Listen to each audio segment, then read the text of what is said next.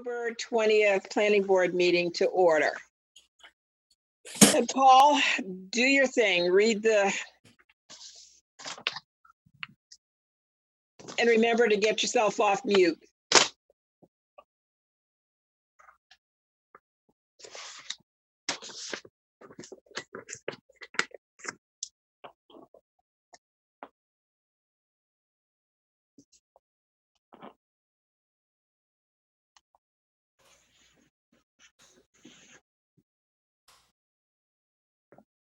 I've been cut off. Maybe someone else can read it.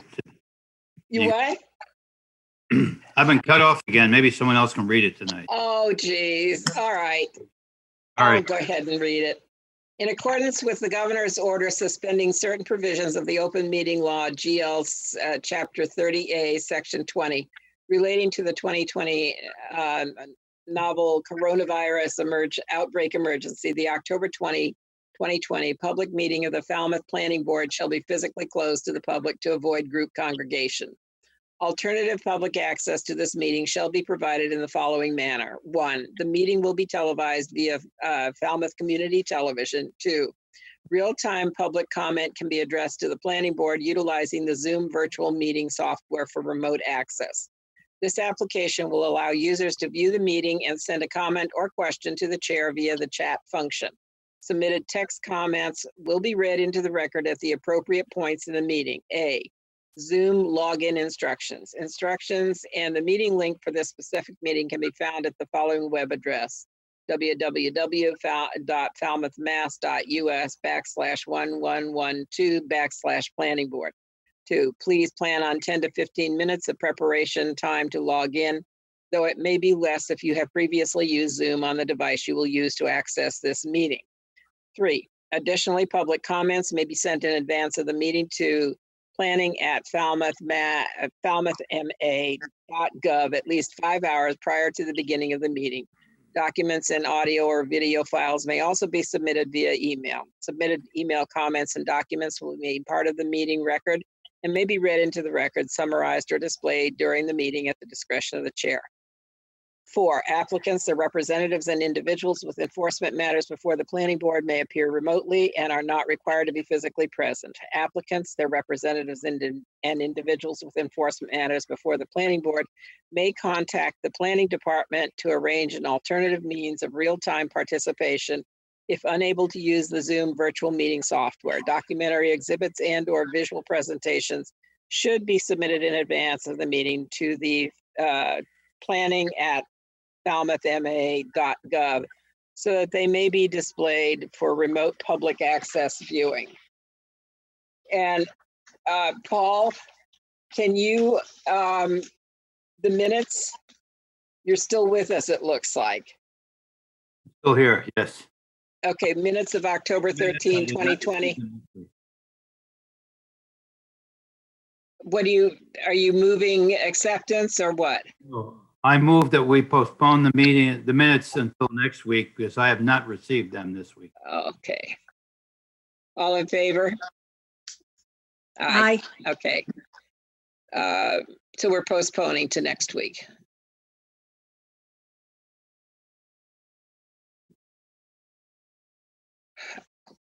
The whole meeting really is involved with planning board discussion.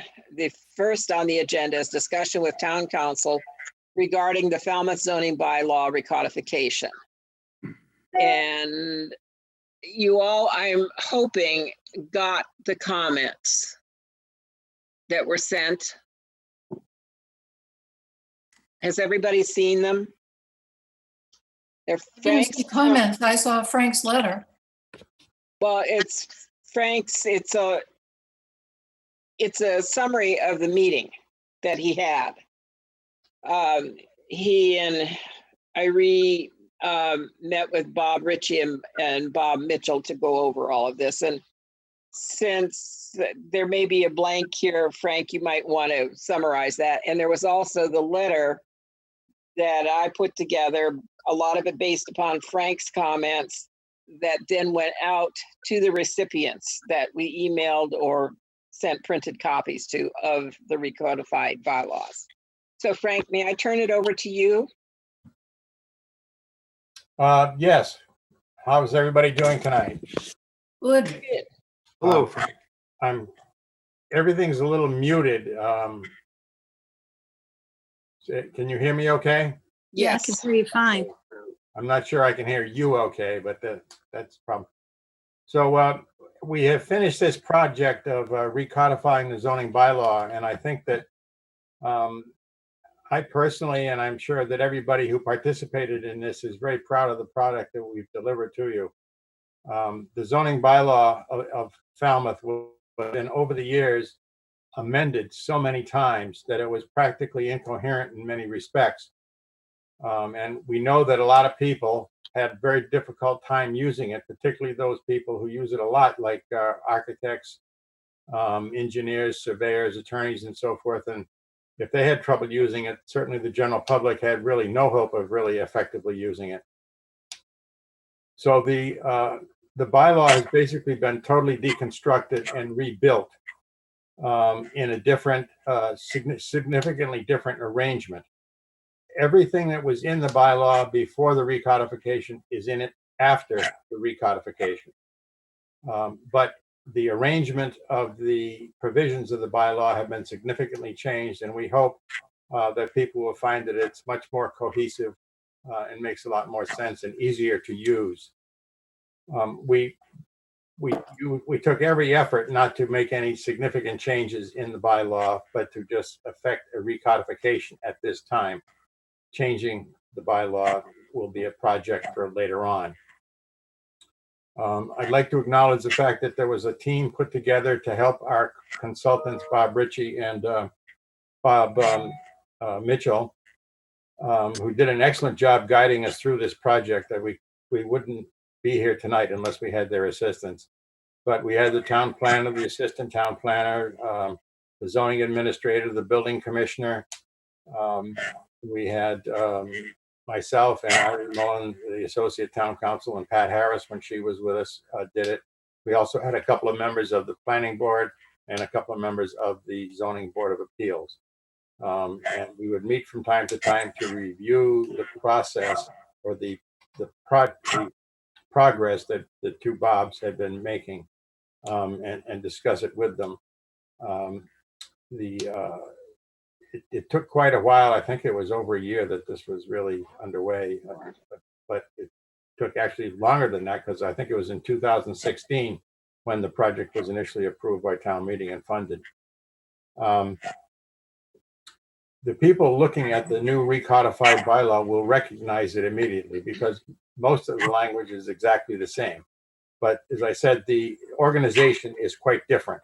But the significant parts of the zoning bylaw, such as zoning district, district boundaries, permitted uses, special permitted uses, variances, dimensional regulations, overlay districts, and all the other substantive matters have not been changed. Now, as we went through this process, we realized that there was a lot more work to do than simply reorganizing the provisions of the bylaw. There were problems that really had to be addressed in order to produce a significant improved document.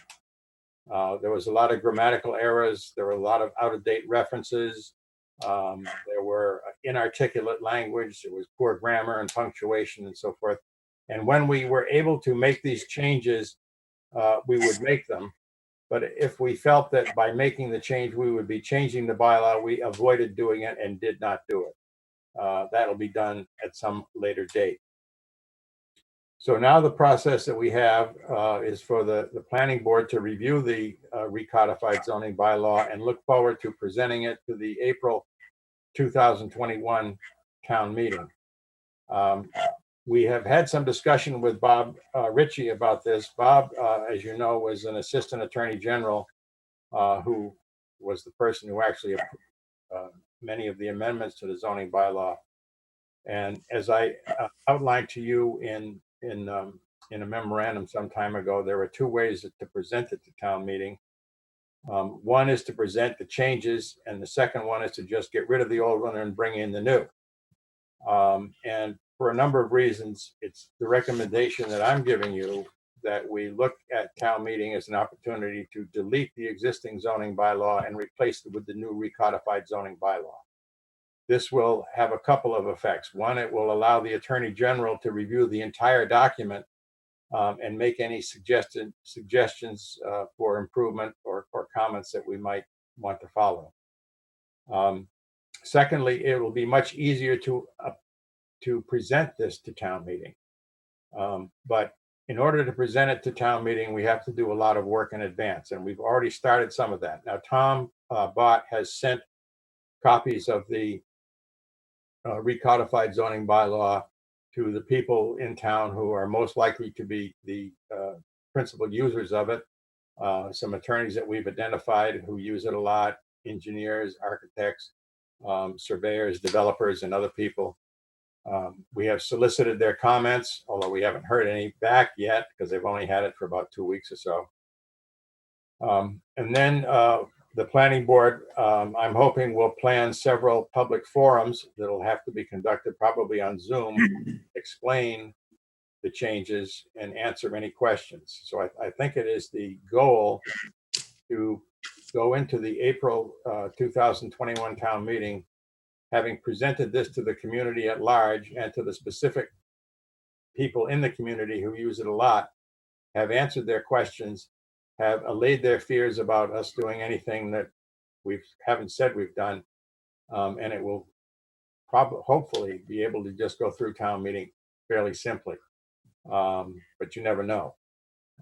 So I think in order to assure that we have a success at town meeting, we have to do a lot of preparation before we get there.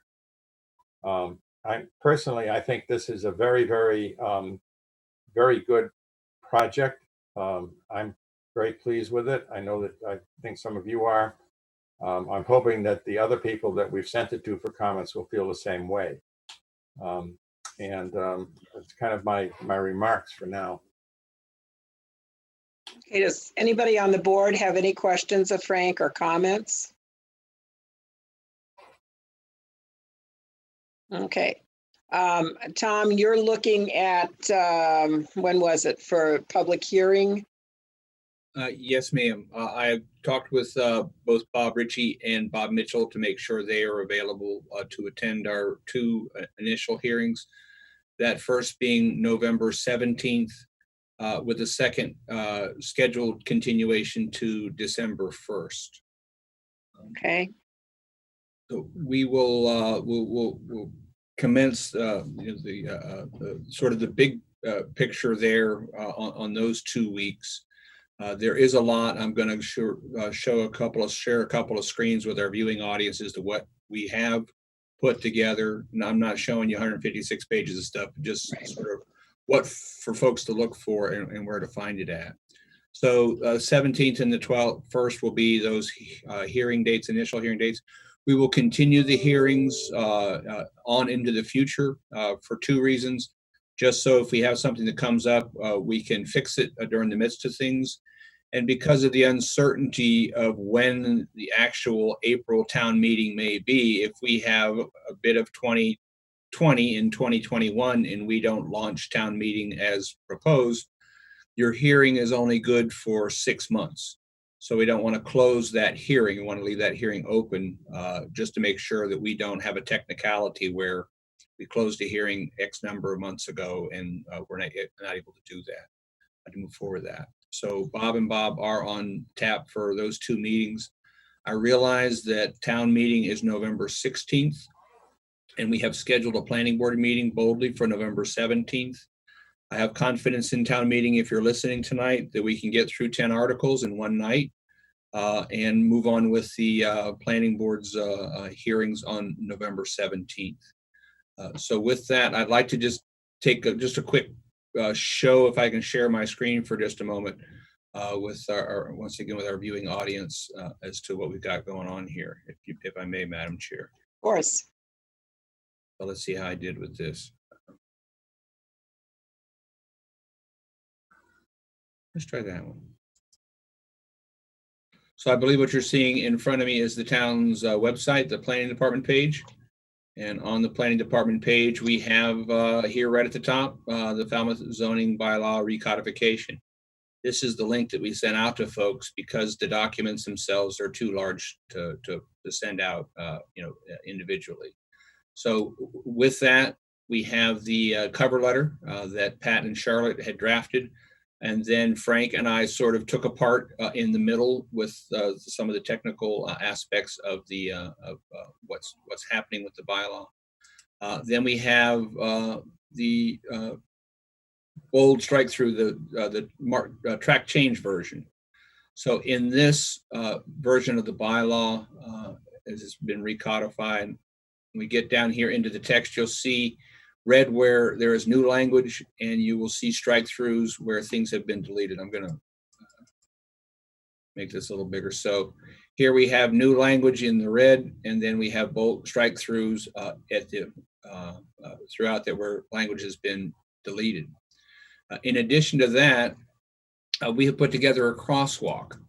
And the crosswalk basically says, here's what the new bylaw is, and here's where that language came from in the old bylaw.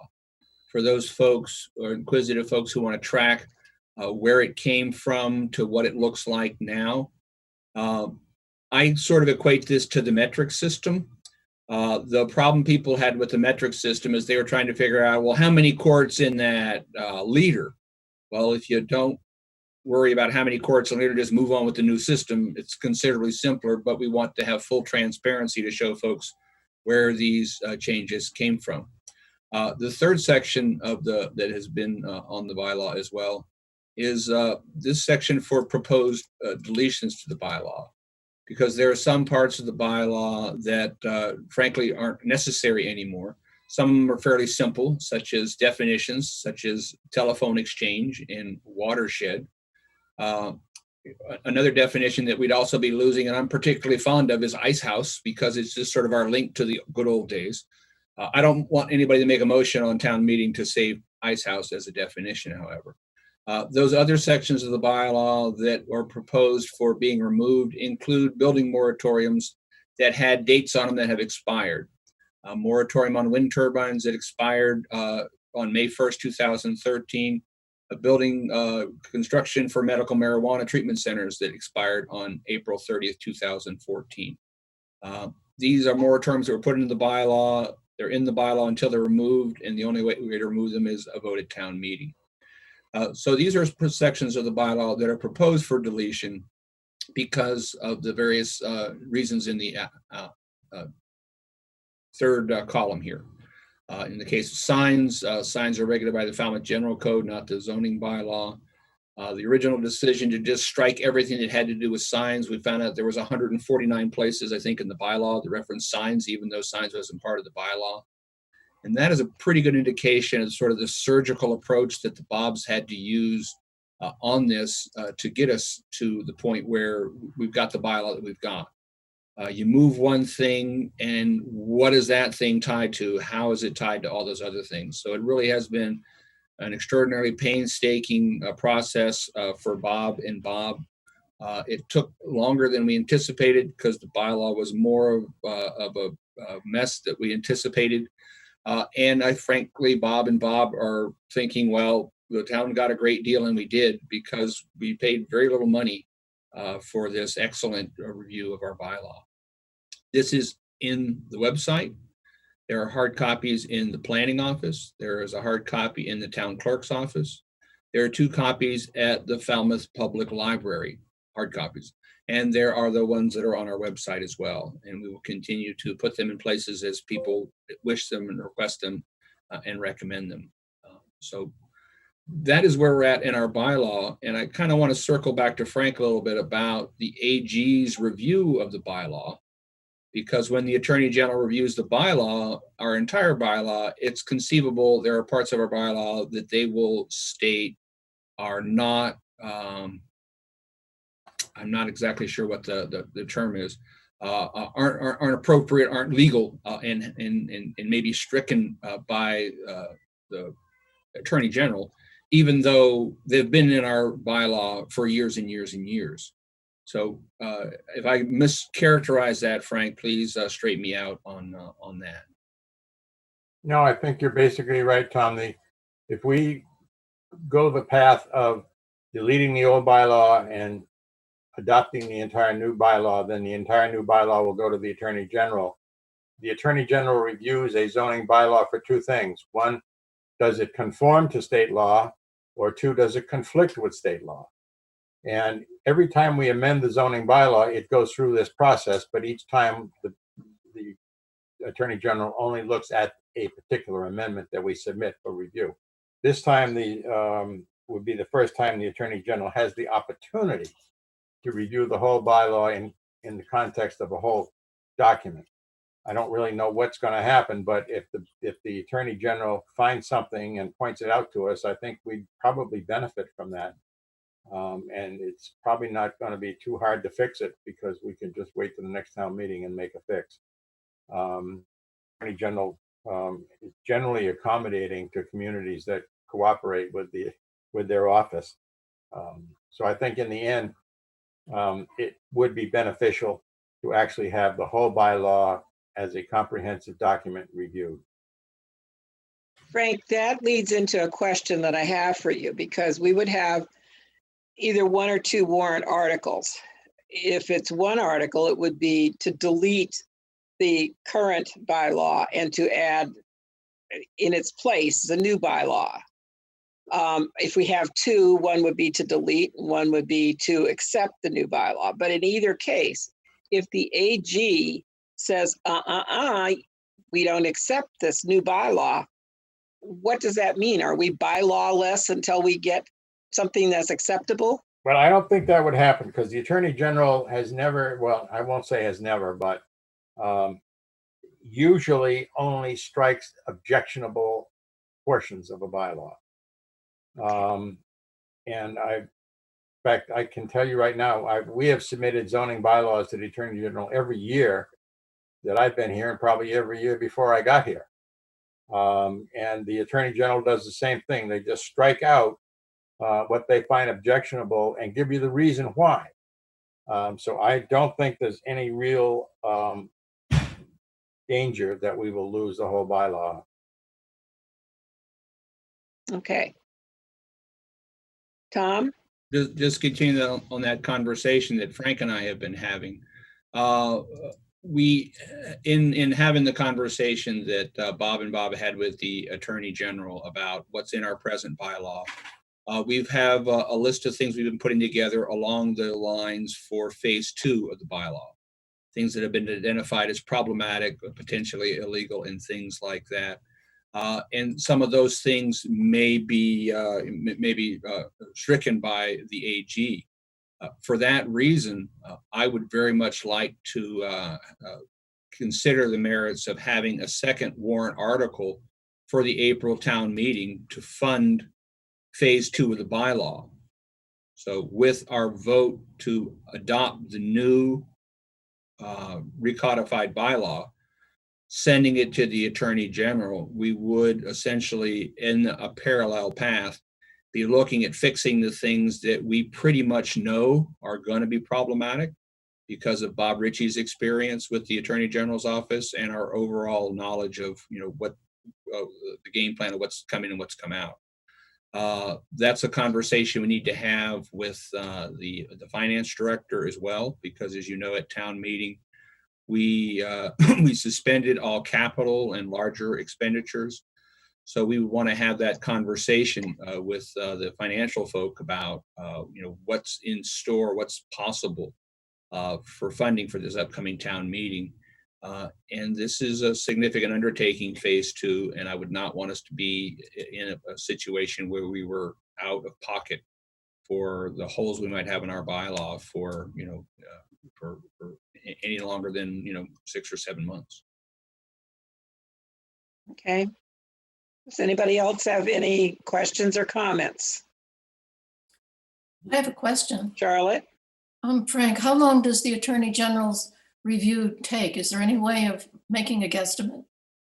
Yes, the Attorney General's review generally takes about 90 days. In this particular case, we may get a request for an extension because we're going to be submitting, 154 pages, but it won't take much longer than that. They're pretty good at turning these things around. How commonplace is it for a town to do such an extensive recodification? Excuse me, what was the first part of your question, Charlotte? How commonplace is it for towns to do such an extensive recodification? I'm not sure that I know the answer to that question. I know that Bob Mitchell and Bob Ritchie have worked with other towns on recodifications, but there's something like 250 towns. I bet you that in the last decade, maybe only a handful have done the total recodification. The Falmouth zoning bylaw is a little unique, and I'll tell you a basic story. I met Bob Ritchie about, 30 years ago or maybe 20 years ago at a conference, and when he was in the Attorney General's office, and he told me at that point, he said, Frank, we get amendments from the town of Falmouth more than from any other town. And it occurred to me, and I'm sure you're aware, that we have a zoning bylaw amendment almost at every town meeting. There are other towns that go years without amending their zoning bylaw. So it's very easy to see how ours kind of grew and got out of control. Thank you. Anyone else? Could I make a comment, Pat? Oh, yes, Charlotte, go ahead. I wonder in your the letter where you were reporting on the meeting the Zoom meeting you had with Bob and Bob to go over this. You then report there are two ways to deal with the with town meeting. Should it be presented as a series of amendments or as a complete replacement?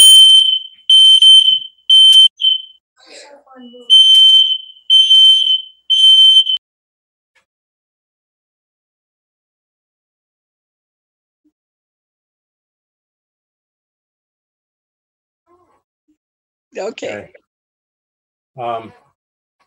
If I think if we present it as a series of amendments, we run the risk of boring town meeting to death and probably keeping them there for two Right. nights.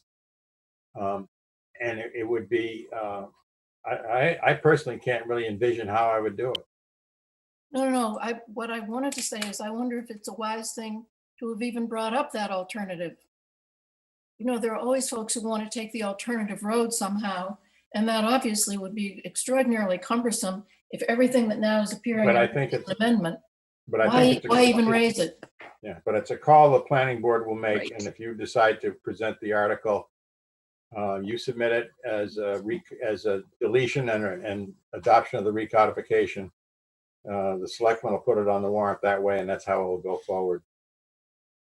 Thank I you. have a feeling, looking at the planning board with lack of questions and comments, that's probably without question the way we'll be going. Jim, you have a question or a comment. Please take yourself off mute. Yeah. I just want to comment to you, Pat, your leadership, and Charlotte and Tom and Frank. This is not something that I was willing to do, and nor do I have the skills. And so we had the right people in charge to do this job. And it was a tough one, and you're now at the end of it. And I just thank you for all your hard work.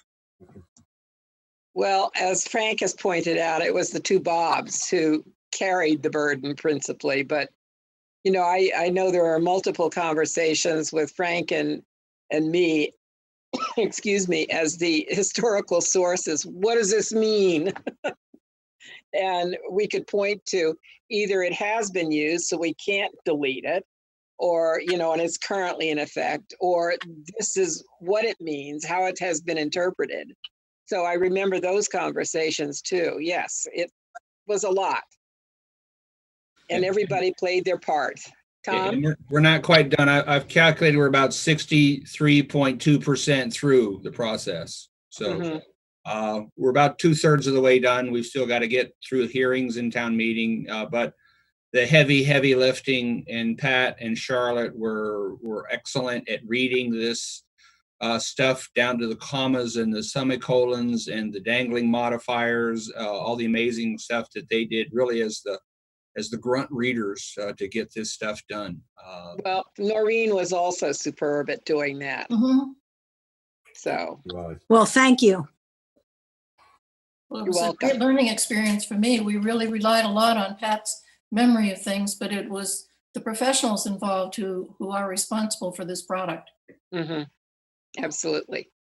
So thank you very much, Frank. And, then we're coming up on the public hearing soon.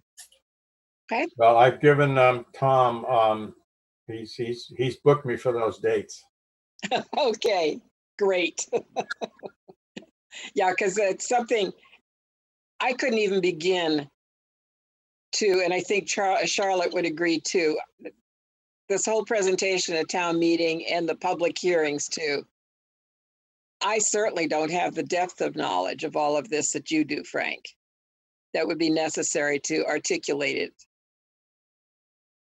And that's why we wanted to make sure that both of our consultants, Bob and Bob, are both available for those days, because we're going to essentially, with the chairman's approval, of course, turn the meeting over to Bob Mitchell and Bob Ritchie.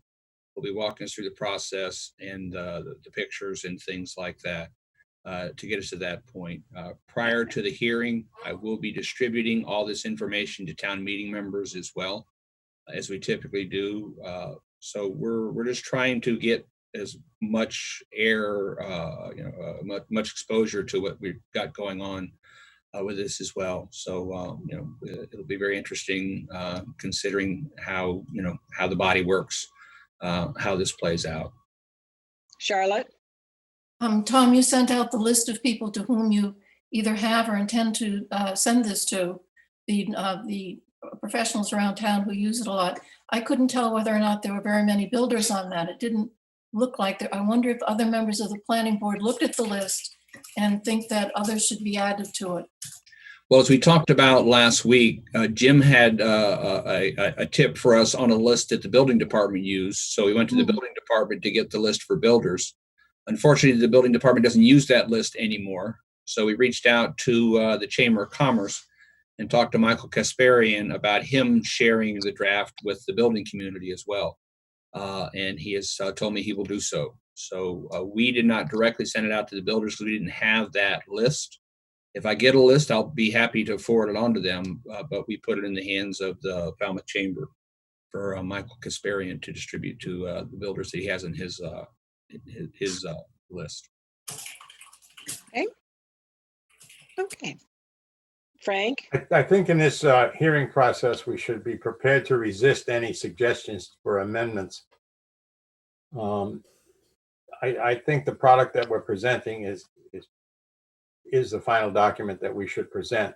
Maybe there's a couple of changes that would be worthy, but if anybody has a better idea, I think we should, as Tom has suggested, push them into the phase 2. Right. And not clutter up our immediate objective, which is to get it adopted. I agree, and I think Charlotte would agree too, having gone through this process.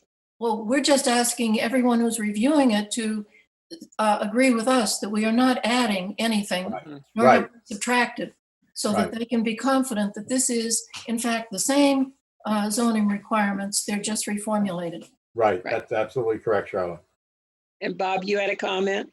No, I just agree with Frank. The tendency is everybody wants to amend things, and yet they don't have the background or how it gets implicated further down the road. So, I mean, we really need to stress the fact that this is a recodification. That's nothing new. It's going to be easier, and that we really don't want to have it be a topic of debate for amending. Mm-hmm. Tom? Yeah, I was going to say, when you worked on this, particularly as much as Bob and Bob did, Bob had this done, Bob Mitchell, and then looked at it again and found 3 or 4 other things that he'd sort of missed the first time. So having an extra set of, I'm going to estimate 40 or so different eyes on it, it's conceivable someone might see something, go, what is up with that? Something we totally missed. Right. So that is why we put it out there to get some additional voices to the table, some additional sets of eyes on it. And that's the beauty of having it to the Attorney General as well, because for our phase 2, the Attorney General is going to be doing some free editing for us as well by striking things and noting things that aren't proper. So I never want to go into a hearing and say the document is perfect and never needs to be changed, but understanding where we're at and how the parts slip together. You move something here, how does that affect, 6 sections down where it's tied to? So if there's something glaring in there that we just whiffed on, I think it's certainly worth considering and incorporating. But as far as, jotting at the margins on these sort of things, I'm with the group. That would not be where we want to be at with this. Mhm. Okay, time to move on. I think so. Thank you, Frank. Okay, Thank you very much. And all through the process. okay. Good to see you, folks. Thanks, sir. Good night. Bye. Take care. Bye-bye. Stay out of crowded places. Yeah. Okay, we had a request from Julian Suso about potential joint meeting date with the Selectmen. And Tom has suggested where is it, Tom? Likely the week of 11/30 or the week of 12/7, because we've got a pretty full calendar before then. Does anybody have anything? Have you gotten that memo, and does anybody have anything that would get in the way of either of those weeks? Tell me those dates again. Okay, 11? the week of 11/30. So in other words, it's 11/30, and then we go on to the first week in December, or the second week in December, which starts 12/7. Are we the home team? That hasn't even been discussed. I haven't a clue, Bob.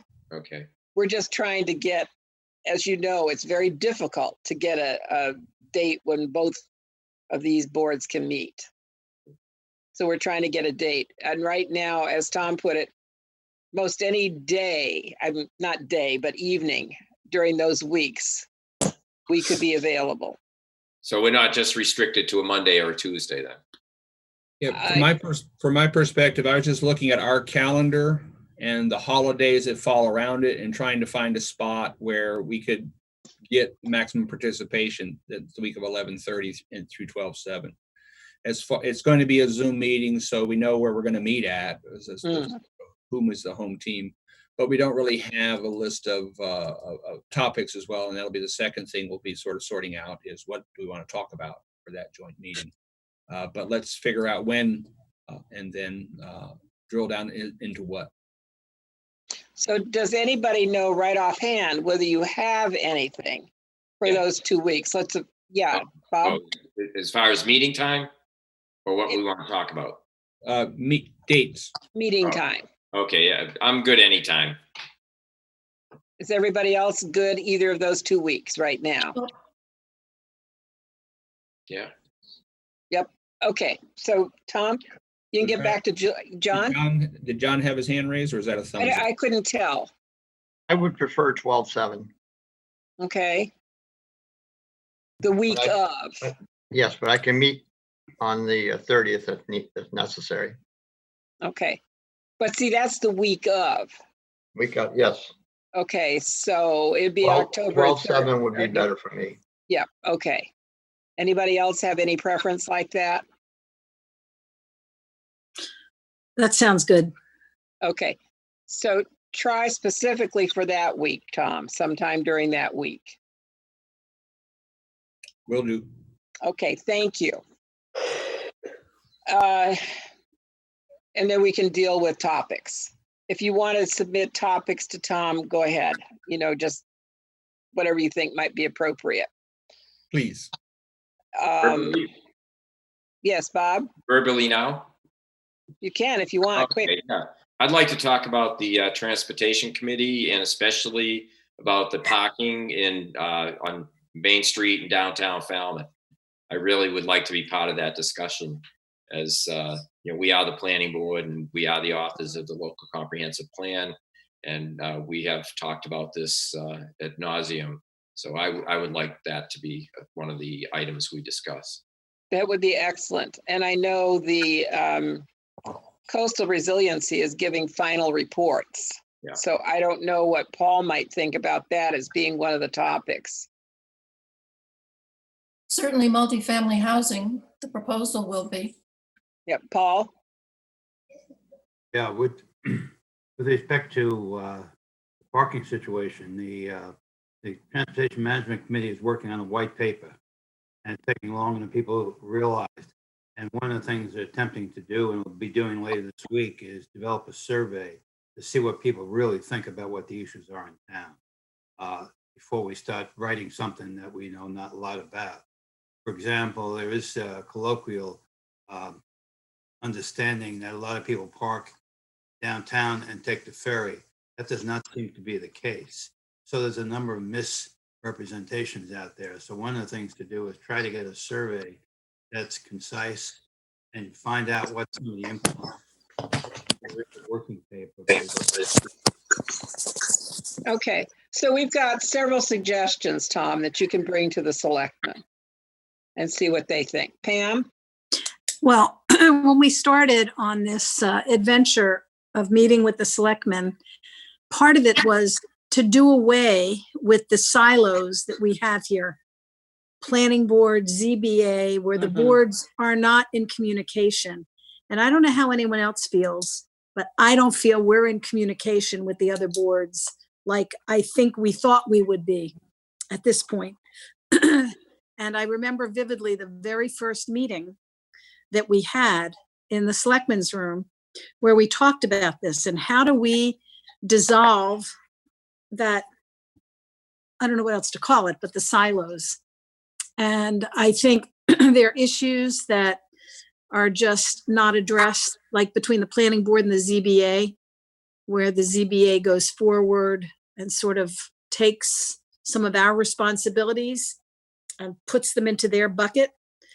And I think there just has to be some work that the selectmen do to make sure that everyone is not just in their lane, but can easily make a U-turn if they need to. So better communication. How do we facilitate it? No? Yeah, we don't have good communication at all. No. So how do we facilitate better communication? That's a big one. That's always been, ever since I've ever been involved. Lots of luck. Charlotte? I'm not disagreeing with Pam at all. I just think it's very hard to grapple with solutions to that unless you have specific instances, because you're talking at a level of generality that doesn't lend itself to going forward. So we need examples in order to illustrate that. And I also think one of the communication things really has to do with the pandemic. Yes. Communication all over town has been short-circuited because you don't meet folks around anymore. It just made everything a little harder. I think that the Board of Selectmen really tried to get us together and have something come of it, and then the pandemic came. Yeah, so it may be a bad time to bring that up is essentially what you're saying, Charlotte. I don't know. No, I think it's always good to bring it up that's a concern. Okay, But I think unless we have a useful suggestion that could be sort of chewed on, that it won't go anywhere just bringing it up. Yeah. Okay, we really must move on because we're going to try to limit this to an hour and a half, and we've got 45 minutes left of that hour and a half to go over and make our comments on the multifamily bylaw. And I'm assuming that you all got copies of it. I know they were sent out, and I don't know whether you looked at them and made comments on them or not. I know I called Charlotte earlier, and there were a couple of changes to words under the purpose section in the first two lines, I believe. I think So- John should speak to that. Okay, John? You're on mute, John. Would you like? All right. Would you like? Did everyone see the revised draft? Yes. So the reason for the couple of changes was to include mixed use development in the wording of the bylaw. right up front.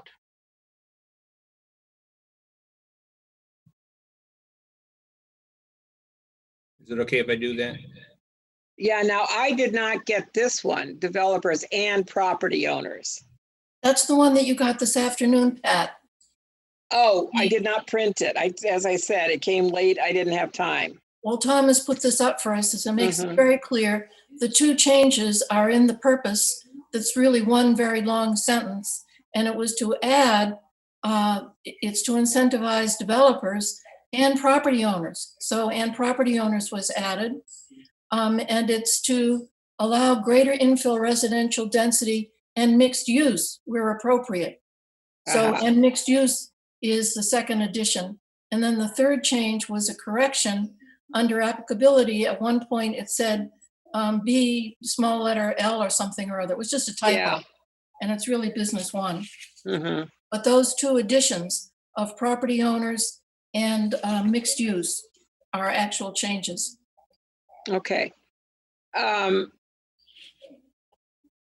that, in the second, it's the second paragraph, but it's one sentence under purpose. I had a little bit of trouble there. And so I'm wondering is increased density allowed by the town of Falmouth, I would say must meet the DHCD subsidy requirements. Because I think that's what you're trying to say, but I wasn't sure. I think we're making an assertion that it does meet it. To have housing qualify for the SHI, the town has to have a subsidy. So the subsidy could be money, it could be increased density. So instead of the town coming up with $10,000 a unit or 5,000 or 20,000, the density will meet that requirement Okay. by DHCD. Okay, that's fine. And I remember you're having said that previously, but not being a builder, a developer, I didn't know how to read that. Does anybody else have comments? Having looked at this, I do have a few more.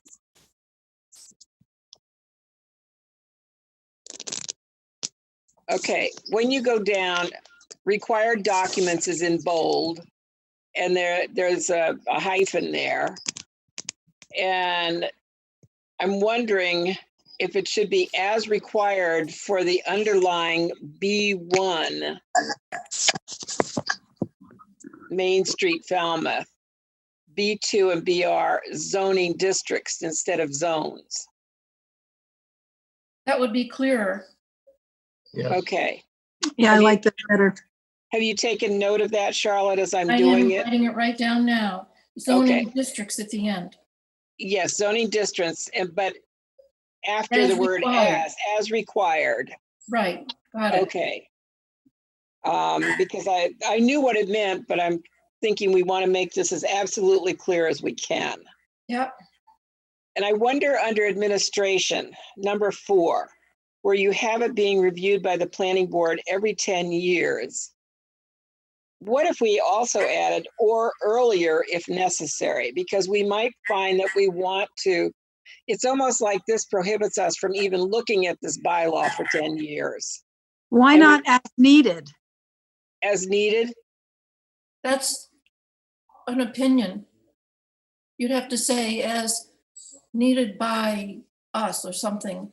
Yeah. Well, I what I was going to say is if a developer came in and there was something that he wanted to do or she that was not part of this particular administration, and this says that will be reviewed every 10 years, but something came up, 10 years is a generation. It's a long time. Right. I think it's way too long to review something that we want to be ongoing. And so I'm thinking that there may be something that comes up that we would have to review this bylaw. And I don't want to be, I mean, I won't be around in 10 years on this board. But I think it curtails what may need to be done in the interim period. Well, there are two ways, Pam, of looking at that. The charter requires that it be reviewed every 7 years. If it didn't have that requirement, I don't think we'd have charter review. It would just go on. And you heard Frank saying that we kept amending bylaws. We were always before the AG because the town kept amending bylaws. So I like the idea of 10 years because that requires that we look at it in 10 years. But it also precludes very readily that looking at it earlier if things change and we want to change something. So that's my argument on that. Yeah. Okay, John, I couldn't see you. So Okay, John, go sorry. ahead. The original concept was that if this bylaw was very successful and we, as a town, met our SHI requirement, and people felt that maybe we were going to be overrun by too many rental units, that we would have a 10-year sunset provision. But as we know, the bylaw can be reviewed at any time. So it may actually be better not to even have this sentence in this bylaw. That was the next thing I was going to say. Why do we even need it? And So so just this was all scrap for discussion, but that was the concern. And so it might be better off not to even have that sentence. I So agree. just scrap it. I think you're right, John. Yep. Okay. When you go down to number 5, B1, Main should be capitalized, Main Street. Yep. Okay. And then dimensional requirements.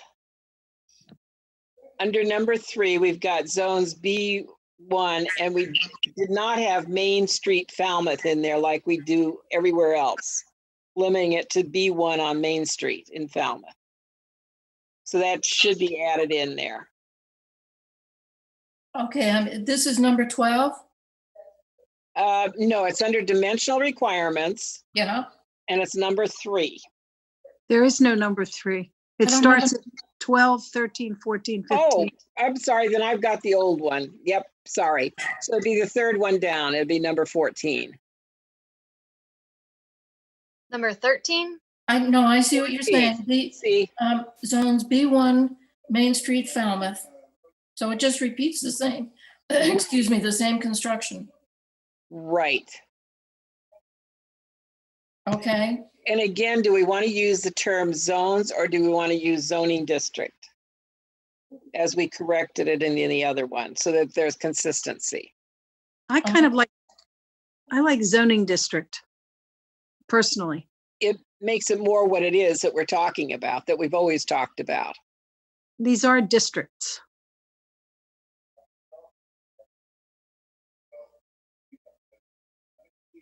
well, they Okay, are zones. well, it's an overlay zone, and so that, but these are zoning districts. So we're talking about an overlay zone, but when you're talking about B1, it's a zoning district. So then should the following sentence, setbacks in the B2 zoning district. will be the Correct. same? Will be the same as BR, as this BR zoning district. Okay, the next one, number 15. The planning board may reduce by up to 100% and put a comma after 100%. The front yard setback. Well, does No, that Pat, you don't mean, want a comma there. you don't? I don't believe so. In fact, I think those 2 commas should be taken out. After Well, reducing, either- after 100%. Okay, you can take that one out after reduce, but if you put it in, then you need one after 100%. Exactly, they both ought to go. That's fine. Okay, but then that makes me ask, if we reduce by up to 100% the front yard setback, does that mean it can plop right on the street? Yeah, Any place? This is just a question I'm asking because we need to be absolutely secure in what we're saying here. well, that's bas- excellent. That basically says there is no front yard setback. It can be Right. reduced right up to the line of the property. By the zoning board, by the planning board. Mm-hmm. That'll be by the planning board. It'd be their review. They can allow it or not allow it. Right. Mhm. It doesn't say it would be by right. That's correct. So we're gonna have site plan review on every project, every development. Now, after the word setbacks, rear yard setbacks, the next line down, take out may be reduced because that's a redundancy. And may Okay, reduce that's why side you and said- rear yard setbacks, provided there is sufficient vehicular traffic Might want some of that. access or vehicular access. Thank you. Okay. The next one down, I'm not quite sure what this would be like because it says the planning board may allow an increase in the ground cover ratio up to 60%. Well, we now have the ZBA can give some, it's only allowed 20% coverage. And the ZBA can allow up to 25%, but does this mean that another 60% can be allowed, or does that allow coverage up to 85%? No, it adds another 35%. It adds what? Only 35% above the 25, if I did the Okay. arithmetic right. But this is not clear to me. Mathematically, it is not clear as to exactly what is meant by that. It's not that I'm disagreeing, it's just that the clarity as to meaning. Would it be better, Pat, if it read in the ground cover ratio up to a total of? Sure, absolutely. We just don't want questions. No, I get it. And then the planning board may reduce by up to 100% the side and rear yard setbacks. And again, I'm running out of, let's see, that would be number 18. So that's understandable now.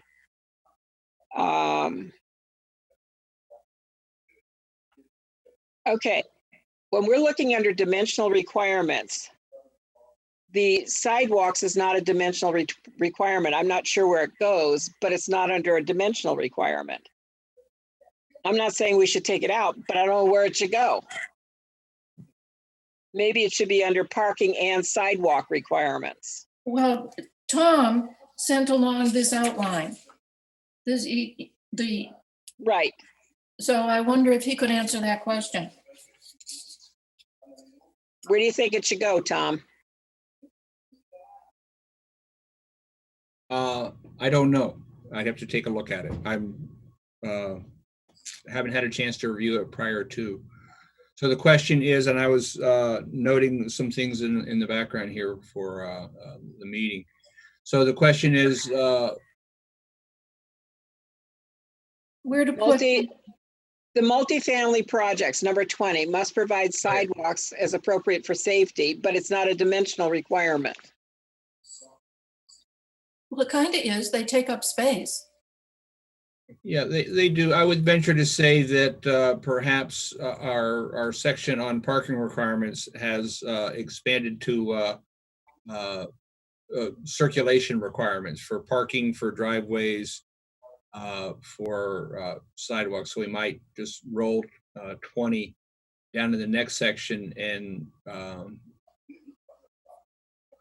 have a discussion about sort of internal circulation issues of driveway widths, size of parking spaces, obviously the number of parking spaces, and potentially sidewalks as well as. Okay, so what you're saying is that that has to be circulation requirements and it has to be expanded. That's my thought from the hip there. But you'll take and think about it. Well, when I retype it as the typist on this thing, why don't I retitle it parking and circulation requirements and Fabulous. stick the sidewalk thing there? Okay, Or we could just label it other requirements. I think I like Charlotte's idea. Okay, Actually, it was your idea. I like Tom's idea. okay. And I like Charlotte. Just do it.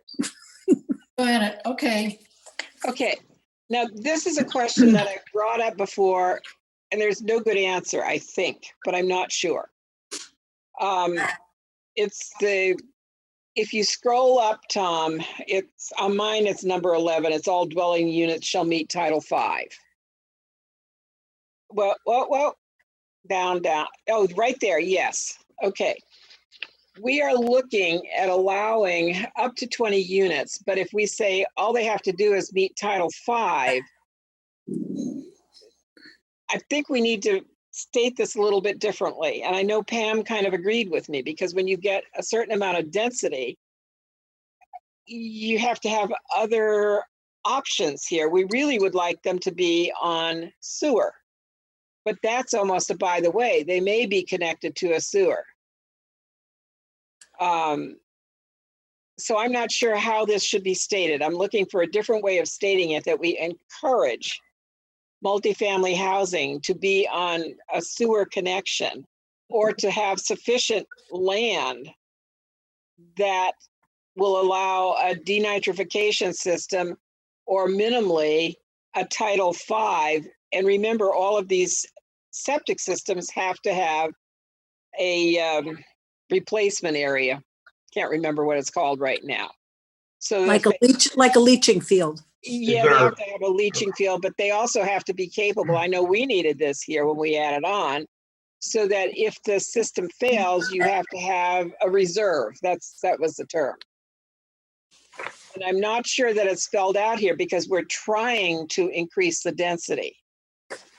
But not all places will allow an increase of density, and that will be controlled by how they handle their wastewater. But there's no way to solve every lot's problems. True. So we're trying to protect the town here, the environment, at the same time as give people an opportunity to provide rental housing for our community. And this sentence, it covers everything. If you can't fit a denitrification system on your property, then you can't expand it if it's in a coastal pond overlay district. Okay. A good portion, our projection is a good portion of what gets developed with this bylaw will be on the sewer. A substantial portion of it will be. But this gives other parts of our community the opportunity to revitalize older buildings and provide housing in virtually every community. Okay. Yeah, and along that line, Michaela has been putting together the spreadsheet of what properties are on these various districts, so we know exactly how many sort of areas we've got, how many lots, how many acres, how many potential units we could interpolate could arrive. So we're still looking at what the impact of that is from that abundance of caution planners always have about what are the unintended consequences. And it may be that we finish that mapping, and Michaela is largely done with that, and she's been sharing with me. I haven't had a chance to look at it. There may be some areas we want to refine as to where exactly, we may want to get back into B1 in the Main Street area, or B2 in the Tidewater area, as far as where those areas are at. But we're taking a good look at what are the properties currently in this, and of course, somebody could conceivably rezone property in the future to comply with the bylaw if they want to create additional. But we're trying to get a handle on what we've got right now. Okay. Do we want to say anything in this Excuse me, bylaw? Madam Yes. Chairman, I've had my hand up for like 5 minutes and everyone else just talks and I'm waiting. Jim, I can't see you. Everyone just talks and I've been holding my hand up and I'm not getting recognized. You saw Everyone the else has just screen. been talking. Hey, Jim, you saw the screen. I couldn't see you. Okay. You need to But- say something, and you Well, have. I so waited I'll 5 recognize minutes you now. and I had to say, excuse me for interrupting. That's fine. You needed to. Okay. There's a serious issue I think we have to address, and I don't know if we covered it, I don't remember, but we need to have this bylaw not be subject to the Cape Cod Commission, especially their 29 units per acre. I'm hoping that our design review strength can do that. And that's something we need to talk about. And also for like 10 minutes, Bob Amenta's been in the chat room asking to be recognized. I just want to point out those two things to you. I'm done. Okay. And I saw Bob, and he will be recognized and his comments will be read by Tom or Michaela. Is there any place in here that we want to mention that we encourage rehabilitation of older buildings or use of older buildings? That's in the first paragraph. It is? I missed it then. I'm Well, sorry. It's not that exact language, but that's what we're trying to say. Okay. If Yeah, you're an existing property owner, you can renovate and add apartments. That's fine. I just didn't catch it in that way as a positive Right, encouragement. as we've discussed before, Pam has brought it up many times. Why not try to use existing properties to create housing? Why Right. does everything have to be brand new or use up land? I mean, there's tons of property in this town that could have 2 apartments, 4 apartments, maybe 7 or 8, but Right. not under our current bylaws. It just isn't financially profitable. Mm-hmm. And the Well- only way we're getting any affordable housing is through a lot of money being put in from the taxpayers. And this is a way to have affordable housing without taxpayer funding. Yeah, well, Pat, Yeah, Pam. well, I would like us to consider that because many, many, many other communities on the Cape as well as throughout Massachusetts, well, throughout the country, you don't need to recreate anything. I mean, if you've got the structure and you can go in and renovate it, had we had the opportunity and enough input in terms of money, contributions to have bought the building next to the Morris Pond School, to have converted that to multifamily housing, affordable housing, we would have been in great shape. And so I think, John, you're absolutely right. I think we just have to look at every available piece of property. It doesn't have to be stick built. It could be modular. I just think we have to stop thinking within this very regimented paradigm, and look outside and see how else we can do affordable housing. Yes, Bob. And Jim always brings up the empty spaces above the stores on Main Street. Right. And along with that, number 17, we need to fix the word single. Right. Okay. Good catch, Bob. Yes. So Jim? Thank you. my comment that I made, I probably wasn't clear. I said, what about the Cape Cod Commission review? And no one commented on that. We went on to something else. I don't think you heard me. Yeah, we did, Jim. And it's in the bottom as a note that this has to be pursued. Okay, I just want to make sure that we were discussing that because as a practitioner out there in the real world, this is a real serious problem. Yeah, but if the commission adopts this, from what you're saying in the note, if the commission adopts this, it will take a considerable amount of time and expense away. Right, For approval but of this I project. want, the language is 29 units, not 30. Right now, the Cape Cod Commission kicks everything with 29 units. They pick it up. Oh, it's over 29 units. So, what you'd like to do is if we can get this passed, you would like our staff to work on how we can get the commission to adopt this so that the developers will not have to go through this onerous and expensive appeal. Yep. Okay. Which is something they've done for other communities. Yeah, I'm assuming we wouldn't have to make up the pattern here, that it has been done. Exactly. We could say, okay, well, this is what we want to do. So put your pre-approval on it, correct? Correct. Okay. So do we just change that 30 to 29 What? in that? we need to do both. We need to make sure that if we do this, we do a stringent enough design review that it doesn't go to the Cape Cod Commission. Mhm. Because we're trying to make this our Falmouth 40 by right for how to do it without all the heavyweight permitting requirements. And if we as a board like it and it fits our goals and objectives, then we should be able to do it. There's a lot of examples out there where there's some really good chances for housing that aren't going to happen. I mean, you could take this, just even using our 6 units per acre. There's many parcels out there that could have 48 units, but they can't do it because they restricted to 28.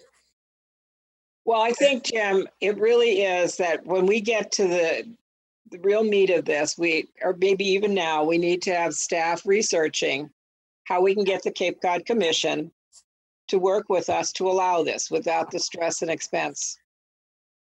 So I think that's what we're all thinking, is it not? Yes, but Bob's also right. To be compliant with the 30 should be changed to 28. 28 or 29? 29. Okay. Okay. Because right now they say anything over 29, not more than 30. So it's just not consistent with the Cape Cod Commission. Just Okay. change that one number. Okay. Everyone thinks 30, but it's really 29. So we've made good headway on this tonight. And Tom, I realize that this is planning board discussion. Is there anything that Bob Ahmet offered that you'd like to bring into the discussion? Well, what I had suggested in the chat to Bob was, because we're not actually in a hearing, we don't typically take comment from the audience, and we have asked for comments from folks in general. So I don't, let me get back to the chat and see if Bob replied back to that.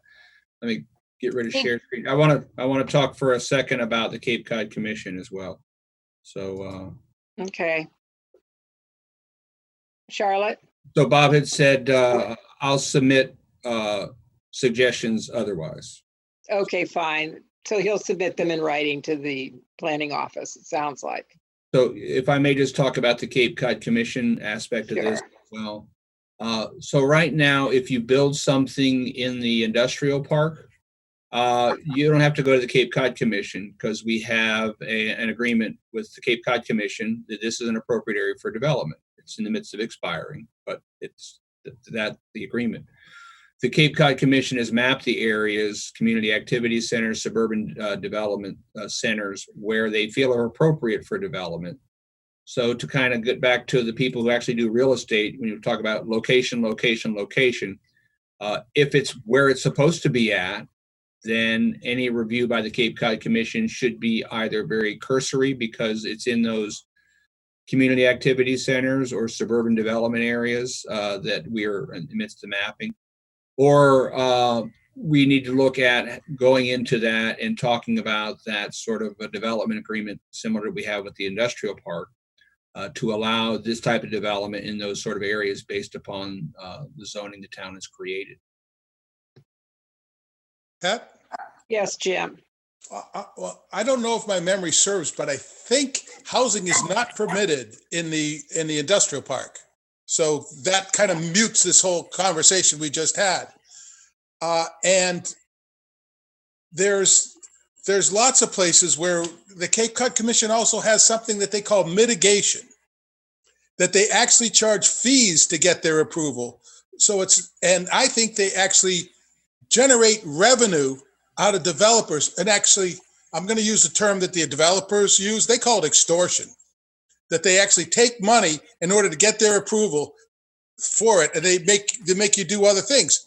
And that's really the problem. It's not whether it's reasonable or not, that they actually want to get money from you. Tom? Yeah, if I can clarify, I wasn't suggesting putting housing in the industrial park. No, but that's the example you used, and it just Jim? wasn't appropriate. Jim, if I Jim? may, my point is that if you develop a 10,000 square foot building anywhere in town other than in the industrial park, you have to go to the Cape Cod Commission, because we have a development agreement with the Cape Cod Commission for development within the park.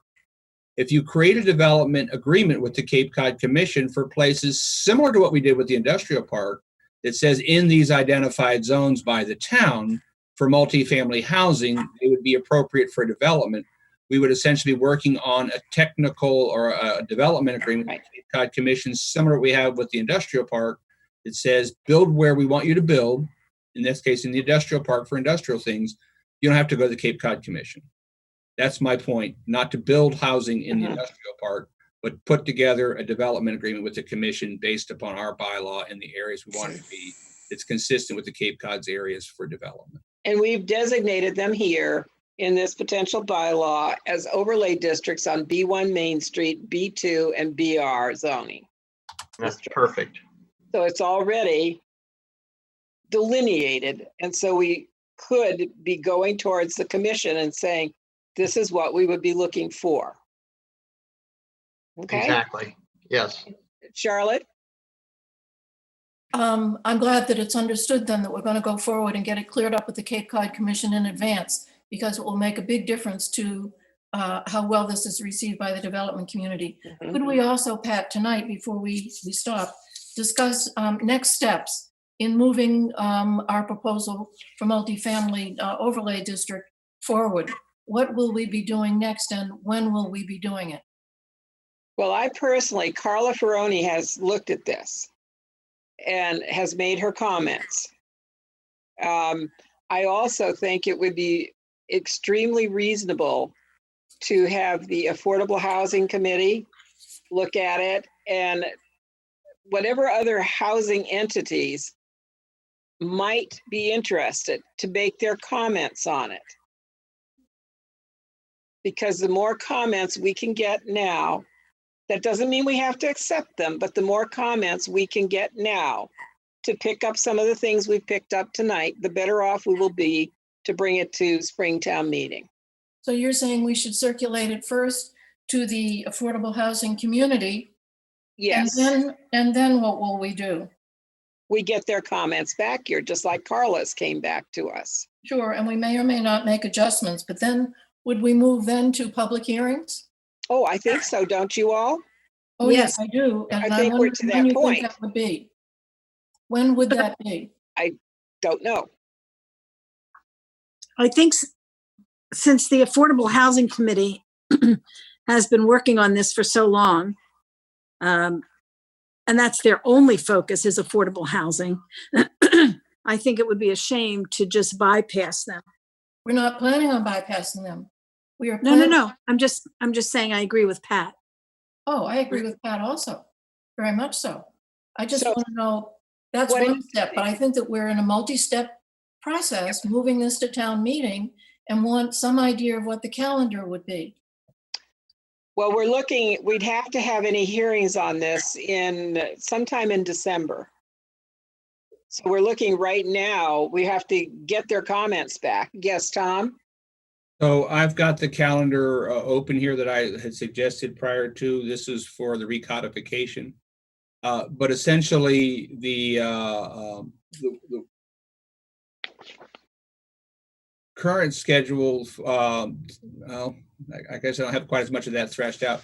I thought I had the anticipated date that the warrant closes in my schedule, and I don't. It's typically in that first couple weeks of January. Yeah. So we would certainly have to have that, those hearings in November and December. I don't know if you want to try to put two items on in the same night for recodification and for No, because I think they're different crowds of people. Yeah. Mhm.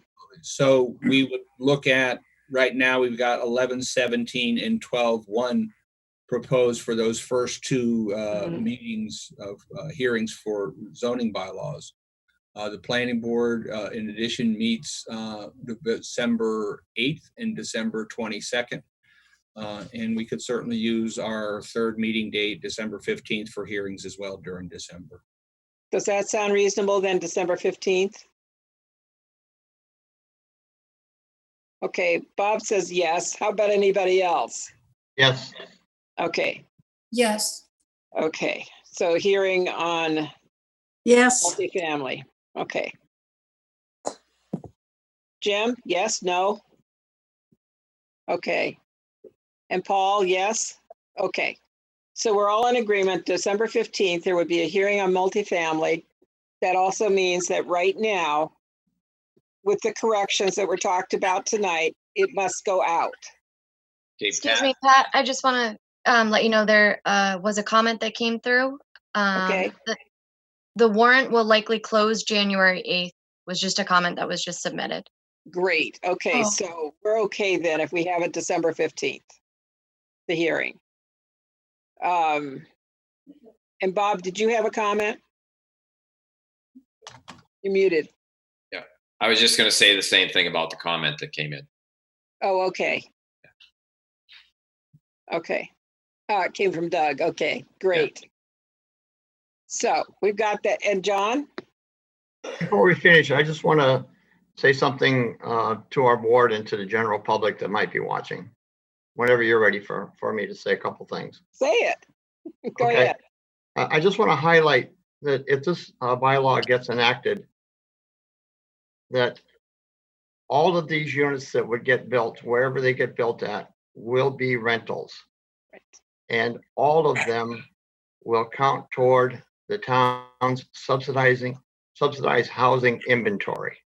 I think those are two big factors. They are. And the other thing that I think is important is that this will all get done without any taxpayer funding. This will be private enterprise at work. Current property owners, future developers, and the town is building affordable housing. I said at the last meeting, there's 42 units on Spring Bars Road. There's 20 units being built on Gifford Street. There's 20 apartments got built off of Brick Hill Road. But those were subsidized to the tune of about $5 million of taxpayer money, which is wonderful. But I would rather see that money that's available go toward housing for people under the 80%, the 50%, the 40%. Exactly. I There's a agree. huge need. So why shouldn't we save that taxpayer money for the nonprofit developers that can do those with state funding and local funding? And as a board, as a community, we should create the opportunity for housing that will satisfy the needs of our community. Mhm. Thank you, John. Thank you. Okay. Moving on. Yes. Paul? Yeah, if I could just make a comment, Pam mentioned in the discussion about the housing, the property next to the school. And she suggests that be used for affordable housing. It's my understanding that Royal moved from Main Street over into that building. And the building on Main Street was intended, my understanding, to be a COVID facility. Right.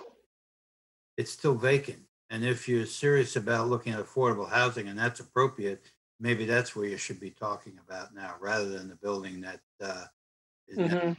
occupied by Royal. And that would be an excellent location too, Paul. Pam? Yeah, that was really in reference. Way back, well over a year ago, when Holly, her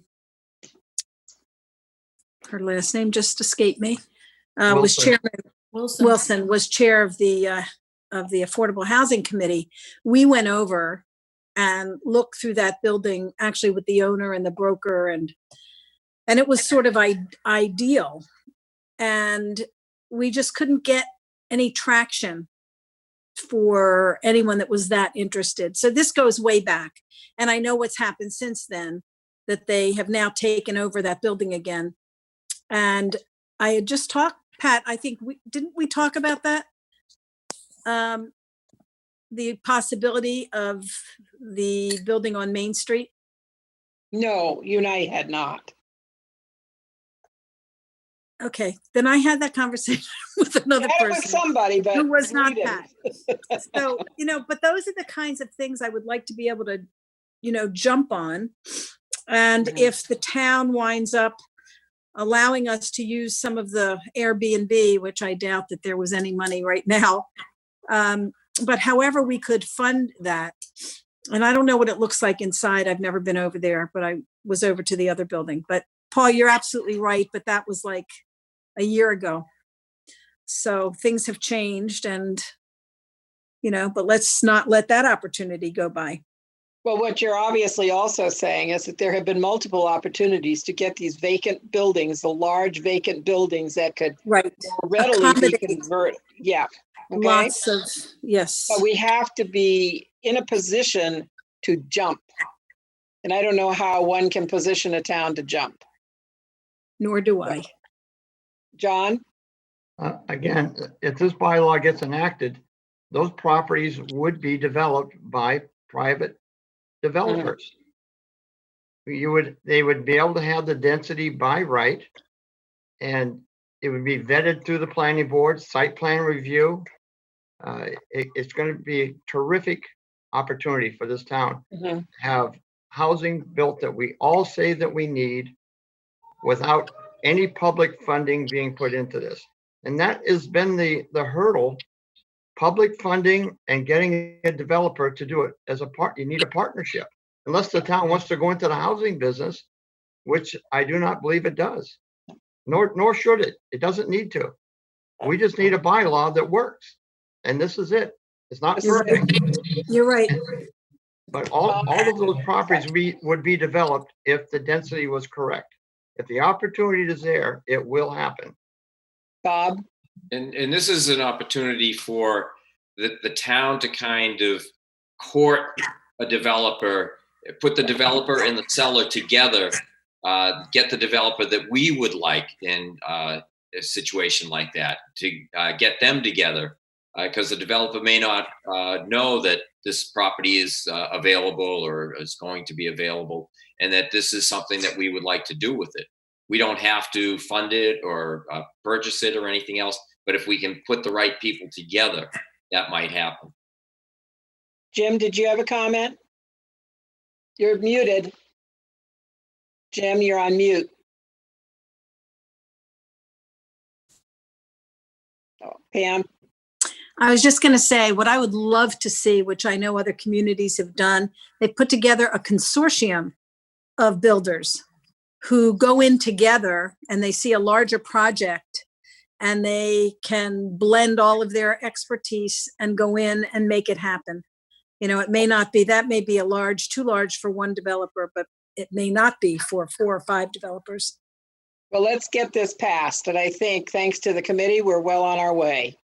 And the interfacing with the planning board and other entities that have and will help. Thank you. Okay. Jim, Thank did you, you Pat. want to say something? No, I'm all set. I just realized when we put something on screen, we can't follow Robert's rules of orders. You just have to interrupt. We can't. I know. So I was sitting You there, said I want you to something know, else. for about 5 minutes with my hand up, and I saw I everyone heard you. talking. And I'm sorry I got frustrated, but I didn't know what to do. I couldn't get your attention. No, you have to, just like John had to interrupt because I only Right. see Now I realize when 4 we're sharing pictures over screens, you here. can't see me, but I Yeah. see you, so it's confusing, Oh, come on, straighten your brain out. Come on. Okay, let's move on now to, are there any announcements? Okay, general correspondence, and Paul put together his committee report on the, yeah. Help me out, Paul. Coastal resiliency. Thank you, coastal resiliency.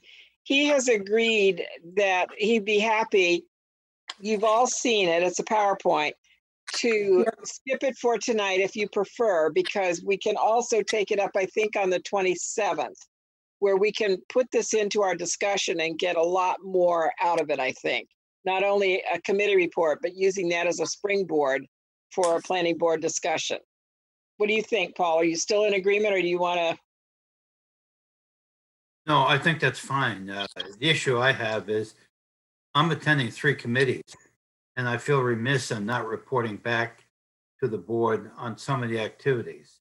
And the reason I picked coastal resiliency, we're coming to the end of that project, and it's a series of presentations coming up, and the impact to the planning board are pretty terrific. The second one will be the Wastewater Advisory Committee, and they're coming up with a bunch of plans that have impacts to the planning board and the development. And the third one is transportation management. As Bob indicated, there's a lot of input from the planning board required because it's going to require a lot of back and forth on that project. So it's just, there's an awful lot happening now. And I think I'd like to at least give a summary of where we are in each of those so we can have a discussion. Well, if you like, we can look at your PowerPoint tonight, but that's probably going to take about 10 minutes, I think. Would you guess on that one, Paul? You can just read it. I don't have to go through the whole thing. And they've got it in their package, so they could read it and prepare for the 27th. Okay, Jim? Yeah, I wanted some, I don't know, news. You know, Bob a while ago talked about how we should look at what Chatham's doing and having a building in the floodplain issue. And if we don't do it, we're going to start losing control.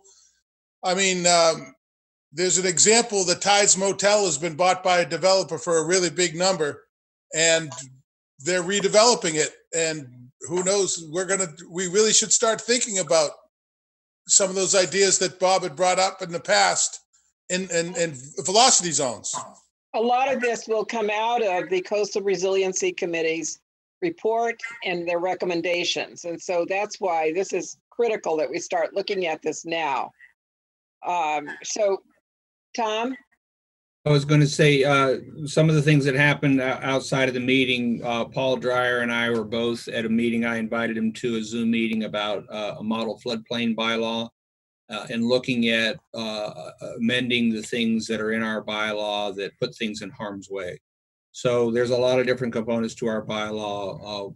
The seminar we were at, the webinar we were at the other day was about a model floodplain bylaw, about limiting development there and looking at taking our sort of older bylaw and improving it as well. So to that effect. So there's a lot of discussion for the 27th. Pam? I have a question. Is your committee, Paul, working with other coastal communities on the Cape? Well, we've had a lot of interaction with people on the Cape, Woods Hole, state people. There's a lot going on there. There's a lot of interplay between what's been going on. The difficulty is trying to put all that into a coherent document, and the report is due next month. So we're trying hard to kind of pull all that together. But our committee has a sunset that expires very soon, and we're only dealing with one portion of it. So I think the committee would have to continue on different areas that are also at risk in town. We have the overall vulnerability assessment. And then with funding from the state, we looked at the Surf Drive area, and there's a lot of really good interest there. There was a lot of people attending that particular session. That's only one of the elements in town, and there's, I think, 10 total we have to be dealing with. So I don't think that committee could have a sunset provision and say we're finished. I think we have to do a lot more work on it. I agree, but I'm asking, is the town of Falmouth working with other contiguous towns? Because the Cape is facing this, the town of Falmouth is not an island. The town of Falmouth is part of a much larger physical mass. And we should, I think, be working with all the towns along the coast that are dealing with the very same issue, because we could put in as many mitigation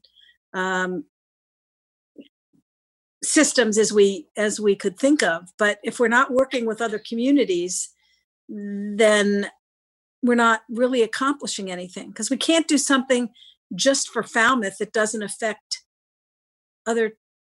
Do you know what I mean? I'm not articulating it well. But... The Cape Cod Commission has their program on coastal resiliency as well. Okay, I always forget about They're the that. ones who are actually doing the work with other communities on the Cape. Okay, thank you. You just snapped my brain back. Was there anything else in the general correspondence file, Tom? Tom, you're muted. Yeah, not exactly, but I did want to make an announcement. We will be receiving, and I'm just going to share a screen if I can for just a moment here. Okay. We will shortly be receiving the fall schedule for CPTC for workshops. Does that show a truncated version of that? Yeah. Roles and responsibilities of planning, but they start on October 28th. If you're in the Berkshires, this kid is going to be presenting things.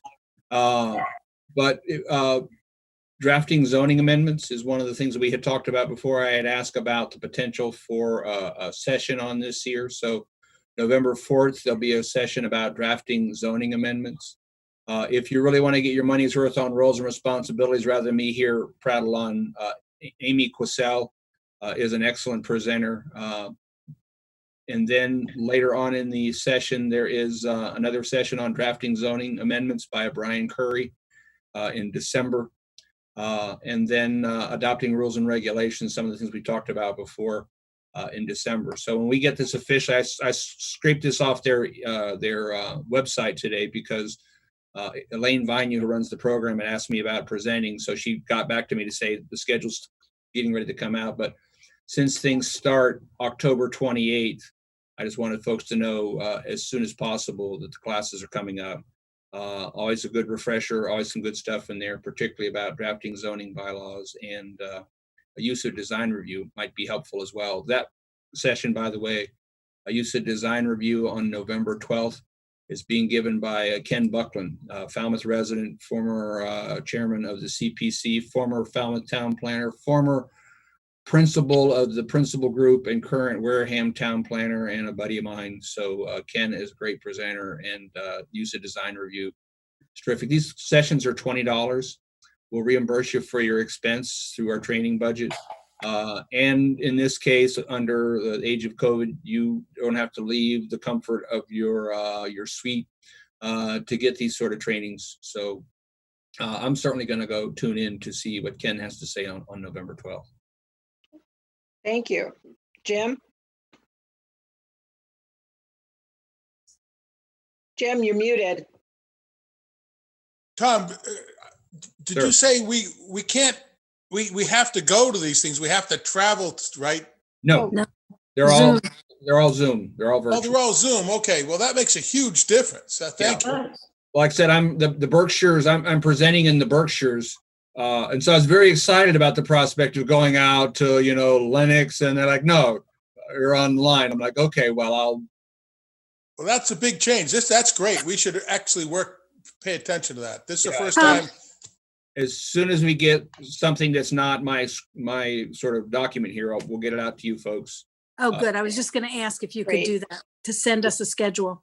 Yeah, I marked this up from their website today, but they are submitting, they are sending out the flyers and things like that we typically see. But Okay, great. Okay, we've already gone over future agenda items, and I think we're loaded up to the end of the year. Unless somebody else has something very pressing that they want to see. Okay, and you said there were no other correspondence items, so on our next meeting is yes, Paul?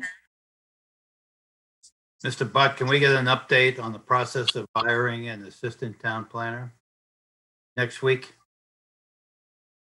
I can do that. Perhaps Okay, the agenda next week. okay. So our next meeting then is October 27th, and it's got a number of things on it, which you've seen as to what is potentially coming up. Anybody have anything else they wish to say tonight? Okay, it is 8:10. This meeting is adjourned. Thank Good you, night, Pat. everybody.